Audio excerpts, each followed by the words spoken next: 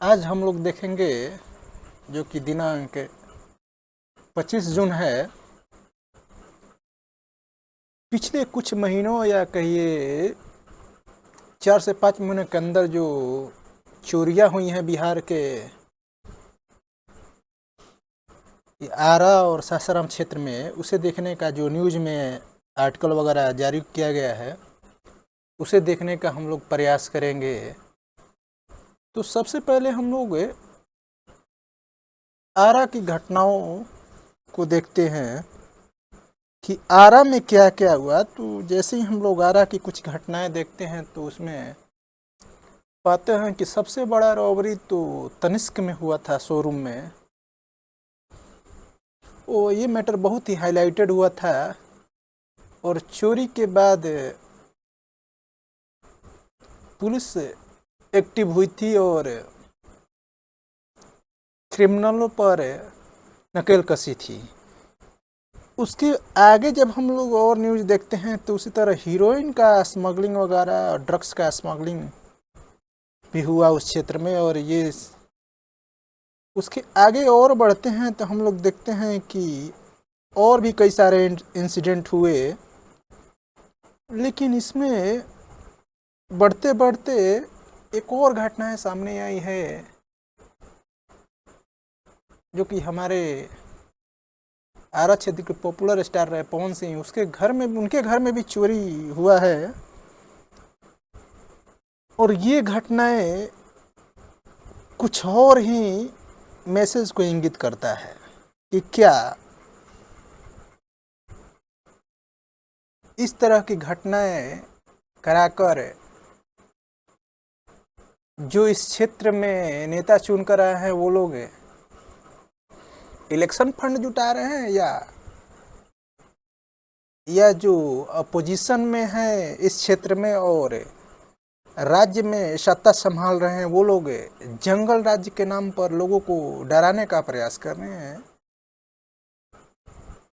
तो ऐसे सवाल तो बनते ही हैं, क्योंकि ये चोरी की घटनाएं ये बहुत ही गहरा साजिश और बहुत बड़े नेटवर्क की ओर इशारा करता है कि ये लोग चेन बना रहे हैं इस तरह की घटनाएं करने के लिए। जैसे कि एक और न्यूज़ आया है कि बाइक चोरी वगैरह का गिरोह भी ये न्यूज़ में आया है कि पूरा गिरोह ही पकड़ाया है बाइक चोरी करते समय। चले उसे थोड़ा सा देख लेते हैं। आरा में बाइक चोर का बड़ा गैंग लगभग 1 दर्जन बाइक के साथ अरेस्ट हुए हैं। तो ये तो आरा की न्यूज़ है। और ये चुनाव जो पिछली बार हुआ था उसमें इस क्षेत्र से आपको माओवाद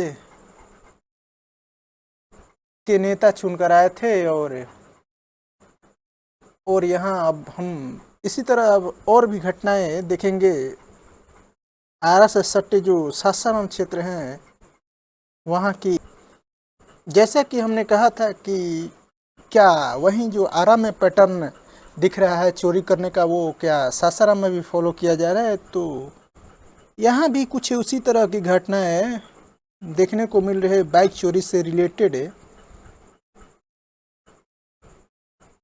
और सासाराम में 3 चोरों की बाइक चोरी की करतूत कैद हुई सीसीटीवी कैमरे में।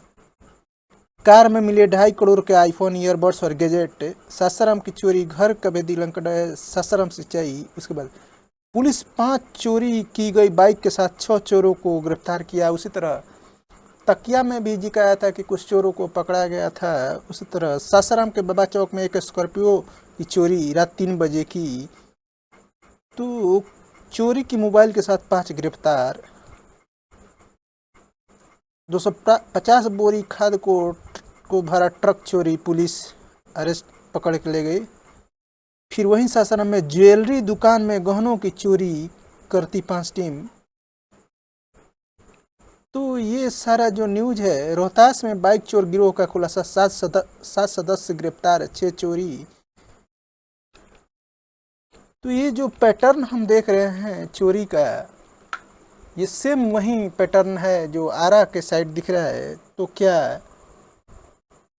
इन लोगों ने नेटवर्क बढ़ा रखा है, या नेटवर्क, जब ये लोग एक नेटवर्क बना रहे थे तो प्रशासन चुपचाप आराम कर रही थी कि ताकि ये नेटवर्क बन जाए, और जब चोरी होने लगेगा उसके बाद अरेस्ट किया जाएगा। क्या प्रशासन इसके लिए जवाबदेह नहीं था, या जो नेतागण इसके लिए चुन कर आए थे इस क्षेत्र में, क्या उनकी जवाबदेही नहीं बनती थी?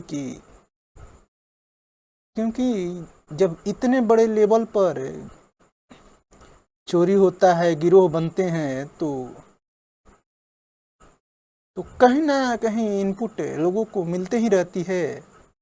और ये जो इंटेलिजेंस है, क्या ये खाक मार रहे हैं कि इतने बड़े लेवल पर गिरोह, बाइक चोरी का गिरोह रह रहा है एक क्षेत्र में, या बड़ा बड़ा करोड़ों की चोरी में इन्वॉल्व हो जा रहे हैं लोग, और प्रशासन जब चोरी हो जाता है उसके बाद आगे बढ़ता है, या मर्डर हो जाता है उसके बाद प्रशासन कार्रवाई के लिए आगे बढ़ता है। तो क्या हम लोग फिर से जंगल राज्य की ओर विपक्षी दल को सत्ता देने के बाद बढ़ रहे हैं, या जेडीयू और बीजेपी को इस क्षेत्र में न लाने के कारण हम लोग जंगल राज की ओर बढ़ रहे हैं? आखिर किसकी जवाबदेही होगी, और कौन ये तय करेगा कि चोर कैसे इस क्षेत्र में चोरी कर रहे हैं, और ये सारे नेतागण आराम फरमा रहे हैं? प्रशासन किस तरह के काम कर रही है कि चोरी के बाद ये पकड़ने के लिए दौड़ती है? क्या पहले इसके लिए व्यवस्था नहीं होगी कि ये सारा घटनाएं रुक जाएं? धन्यवाद।